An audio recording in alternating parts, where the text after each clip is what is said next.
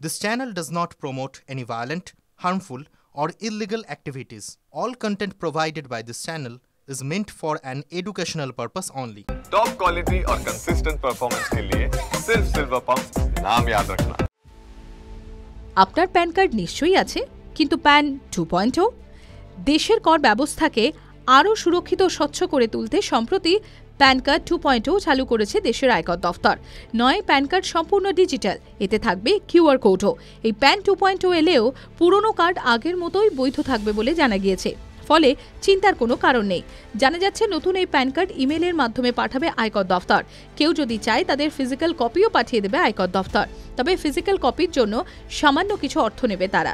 নতুন এই প্যান কার্ডে থাকছে একটি কিউআর কোড, যা স্ক্যান করলে সব তথ্য যাচাই করা যাবে।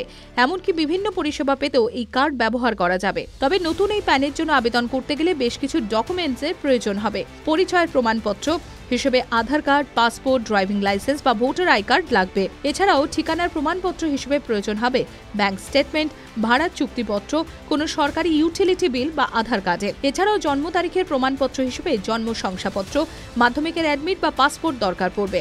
প্যান কার্ড 2.0 জন্য NSDL এর অফিসিয়াল ওয়েবসাইটে গিয়ে প্যান নম্বর, জন্ম তারিখ ও বিভিন্ন তথ্য দিয়ে লগ ইন করতে হবে। তারপর মোবাইলে একটি ওটিপি আসবে, সেই ওটিপি জায়গা মতো দিলেই বাকি কাজ হয়ে যাবে। এই লগ ইনের প্রথম 30 দিন মোট 3 বার বিনা পয়সায় প্যান 2.0 জন্য আবেদন করা যাবে।